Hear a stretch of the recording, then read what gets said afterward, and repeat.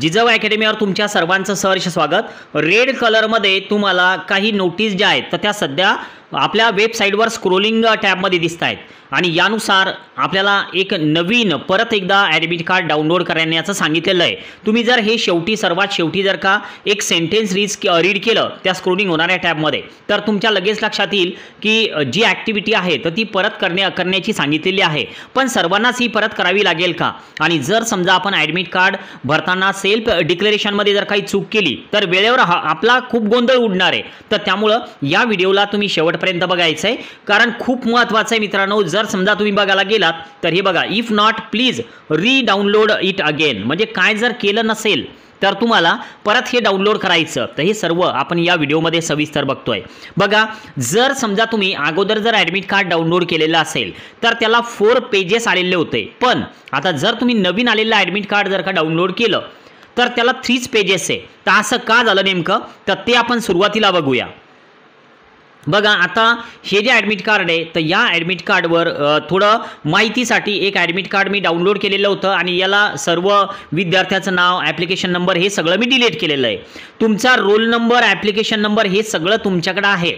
आता हे जे तुमचं नाव या ठिकाणी आलेलं आहे तर तुम्हाला काय करायचं आहे, सेल्फ डिक्लेरेशन भरत असताना तुम्हाला व्यवस्थित माहिती फिल करायची।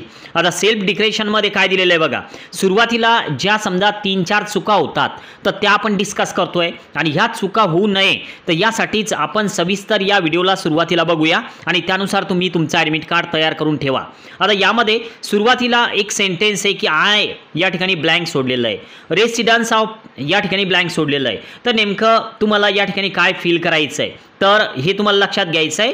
आता तुम्हाला सुरुवातीला तर डिक्लेरेशन भरत असताना तुमचा हा जो आहे तर या ठिकाणी नेम येणार आहे, ओके। आणि यानंतर रेसिडेन्स ऑफ, आता यामध्ये तुम्ही तुमचा जो ॲड्रेस आहे तर तो पण टाकला चालतो, नाहीतर तुम्ही रेसिडेन्स ऑफ महाराष्ट्र एवढं जरी केलं तरी सुद्धा हे चुकीचं होणार नाही यामध्ये, ठीक आहे। रेसिडेन्स ऑफ महाराष्ट्र जरी केलं तरी सुद्धा चालतं। आणि जर समजा ॲड्रेस टाकला असेल, जसं की आता समजा आमचं जानेफळ आहे, ॲट पोस्ट जानेफळ टाकलं, तालुका मेहकर टाकलं, एवढं बसलं तरी सुद्धा चालतं। पण सर्वात महत्त्वाचा प्रश्न आहे की तुमच्या ॲडमिट कार्डला 4 पेजेस आहे की 3 पेजेस आहे। आता हे जर ॲडमिट कार्ड तुम्ही बघितलं तर तुम्हाला या साईडला, या कोपऱ्यामध्ये लक्ष द्या, या साईडला तुम्हाला या ॲडमिट कार्डला 4 पेजेस दिसतील। बघा, हे 4 पेजेस आहे, 1 of 4 दिलेलं आहे।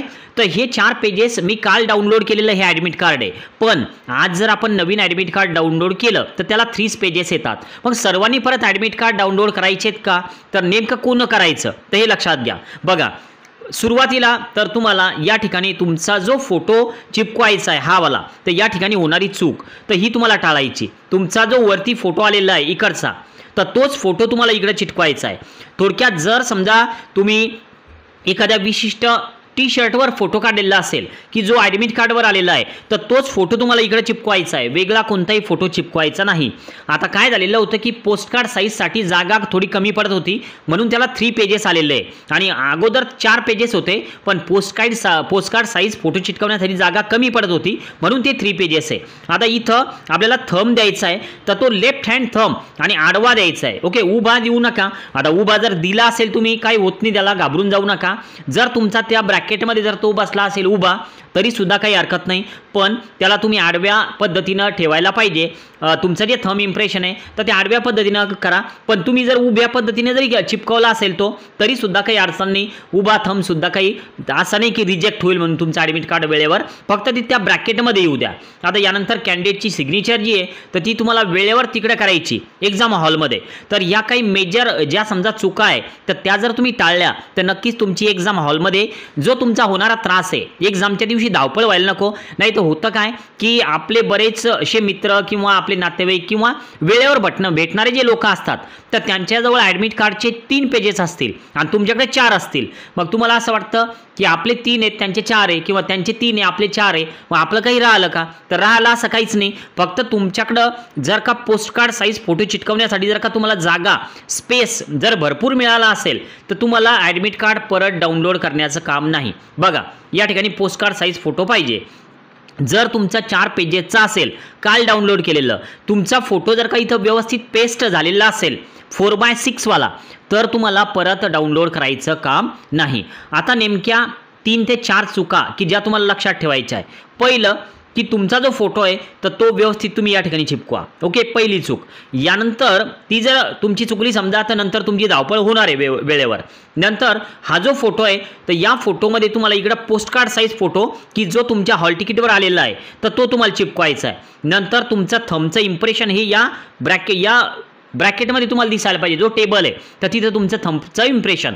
आता वेळेवर समजा एखाद्यानं आडवा थंब दिला का उभा थंब दिला, पण राईट हँड थंब देऊ नका, लेफ्ट हँड थंब इकडं लिहिलेलं आहे बघा, लेफ्ट हँड थंबच त्या ठिकाणी तुम्हाला द्यायचं आहे. परत वरती डिक्लेरेशनमध्ये आता या ठिकाणी समजा नेम येणार आणि जर समजा तुम्ही महाराष्ट्र जरी लिहिलं तरी सुद्धा चालेल, काहीच प्रॉब्लेम येत नाही. रेसिडेन्स ऑफ तुमचा ॲटपोस्ट टाकला तरी सुद्धा चालतं, महाराष्ट्र टाकला तरी सुद्धा चालतं. फक्त घाबरून जाऊ नका, आपल्या विद्यार्थ्यांनी चांगला अभ्यास केलेला आहे, वेळेवर धावपळ व्हायला नको. आणि सर्वात महत्त्वाची चूक आहे की याची ब्लॅक अँड व्हाईट प्रिंट नका घेऊ. तशी चालणार नाही असं कुठंच लिहिलेलं नाही, पण ब्लॅक अँड व्हाईट नको. तुम्ही काय करा तर कलर प्रिंट घ्या, कलर प्रिंटवर सगळं व्यवस्थित दिसतं, तर त्यामुळे कलर प्रिंट घ्या. असं काही नाही की ब्लॅक अँड व्हाईट घेऊ नका, असं काही कुठे दिलेलं नाही. आणि जो थंब आहे तर तो शक्यतोवर तुम्ही काय करा की ब्ल्यू इंकनं थंब या ठिकाणी द्या, ब्ल्यू इंकनं द्या. बाकी तुम्ही भरताना हे ब्ल्यू आणि यामध्ये तुम्ही ब्लॅक कलर पेन जरी यूज केला, इकडं ब्लॅक कलरनं जरी भरलं तरी सुद्धा चालेल, काही अडचण नाही. पण तुम्ही जर ब्ल्यू कलरनं जर का थंब इम्प्रेशन दिलं तर खूप चांगलं आहे. तर या 2-3 चुका ज्या आहेत तर त्या तुम्ही टाळा, म्हणजे वेळेवर आपल्या विद्यार्थ्याची धावपळ होणार नाही. नवीन असाल नक्की जिजाऊ अकॅडमीला सबस्क्राईब करायला विसरू नका. आज आपण या ठिकाणी थांबूया.